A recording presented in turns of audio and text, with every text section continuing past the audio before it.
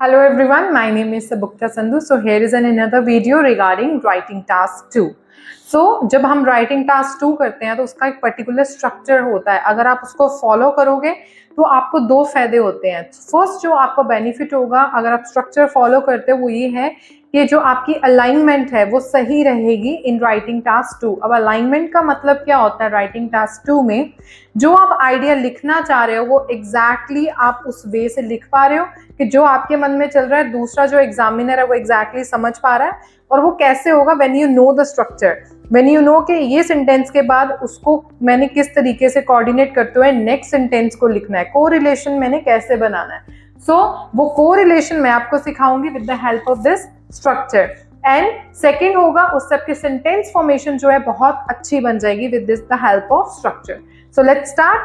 So first of all, when you are writing an introduction, it is very important to start an introduction with a journal statement. Journal statement और opening statement बोल सकते हैं. यानी कि किसी भी topic जो कोई एक पर्टिकुलर टॉपिक है वो टेक्नोलॉजी पे है, वो एजुकेशन पे है, वो किस पे है, तो वो आपने उसके रिलेटेड एक जर्नल स्टेटमेंट लिख देनी है. उसके बाद अगर आपने जर्नल स्टेटमेंट लिखी है तो उसको आपने सपोर्टिंग स्टेटमेंट देनी है. यानी कि अगर कोई आपसे पूछता है हाँ आप बाहर जा रहे हो, आप यहाँ बाहर जाना चाहते हो, आप हाँ इसमें आंसर नहीं देते, आप बोलते हो हाँ जी मैंने जाना है बिकॉज मुझे लगता है वहाँ अपॉर्चुनिटीज ज्यादा है. सो आप अपनी येस एंड नो के साथ एक सपोर्टिंग स्टेटमेंट भी लगाते हो. सिमिलरली आपने जब ये जर्नल स्टेटमेंट लिख दिए उसको सपोर्ट करती हुई एक स्टेटमेंट लिखनी है. Then after rephrasing the question, जब जो आपको क्वेश्चन दिया गया है उसको आप समझ के अपनी लैंग्वेज में लिखना है. कई बार अगर नहीं बच्चों को समझ में लगता तो आप ट्राई कीजिए कुछ वोकैबलरी के जो वोकैब है वोकैब यूज कर लीजिए, डिफरेंट वोकैब, उससे भी रीफ्रेजिंग में हेल्प हो जाती है. Last is the most important thing in your introduction part, that is thesis statement. अब ये थीसिस स्टेटमेंट का काम क्या होता है? It let the examiner know that you understand the demand of the question. यानी कि जब आप लेटर्स लिखते हो उसमें एक सब्जेक्ट लिखते हो तो हमें पता चलता है ये लेटर इस बारे में. सिमिलरली इस स्टेटमेंट से हमें पता लगता है दैट आपको ये समझ लग गई है डिमांड क्या है क्वेश्चन की, यानी कि आपको टाइप पता चल गई है क्वेश्चन की और आप क्या लिखने लगे हो.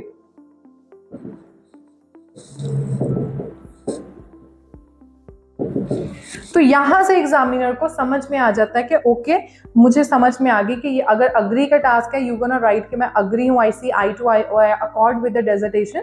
ठीक है, I accord with the topic and I will explain my points in the upcoming dissertation. तो उसको यहां से क्लियर हो जाता है.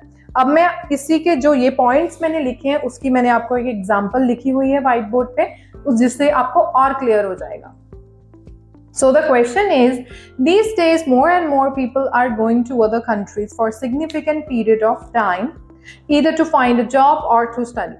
There are clearly many benefits of doing this. People who live in abroad may face challenges as well. Describe its merits and demerits. So मुझे पता है ये एक एडवांटेज एंड डिसएडवांटेज का टास्क है. सो फर्स्ट ऑफ ऑल हमने क्या लिखना है? It's journal statement. अब कैसे लिखेंगे? Nowadays you can start in many ways. I will tell you in next video as well आप कैसे स्टार्ट कर सकते हो. Nowadays taking a year out to live or to study abroad is becoming increasingly popular. यानी कि यहां से जो मैंने लाइन लिखी है that is my journal statement. ये मेरी एक ओपनिंग स्टेटमेंट है. अब वो क्यों हो गया है वो इसीलिए पॉपुलर हुआ है वो मैंने बताना है. That is my supporting statement. That is for many people, exceptionally for young adults, the chance to spend an extended period of time in overseas is an attractive one. यानी मैंने सपोर्ट किया वो इस चीज को इंक्रीजिंग हो रहा है, पॉपुलरली इंक्रीज हो रहा है. जाना क्यों हो रहा है? क्योंकि वो अट्रैक्टिव वन है यंगस्टर्स में. फिर हमने करना है रीफ्रेज. रीफ्रेज हुआ however there are both pros and cons. यानी कि मैंने यहाँ पे एक वोकैबलरी अच्छी यूज कर ली जिससे मेरा अपने आप ऑटोमेटिकली रीफ्रेज हो गया question. To deciding to do this, ये हमारा rephrase. Last one is in this essay I will discuss some of the benefits and challenges. Benefits यानी कि आपको एडवांटेजेस, चैलेंजेस मतलब डिसएडवांटेजेस। सो यहाँ पर भी मैंने थोड़ा चेंज कर दिए वर्ड्स, वोकैबुलरी चेंज कर दी, जिससे कि मेरी रेपिटेशंस भी नहीं हुई और मेरी थीसिस स्टेटमेंट भी बहुत ज्यादा स्कोरिंग बन रही है। So in this manner, you can write your introduction of your writing task 2. Next video, I will tell you how you can write your writing task 2 body paragraph 1, like with a single idea. Thank you so much, and please subscribe my channel and keep watching my video. Thank you so much.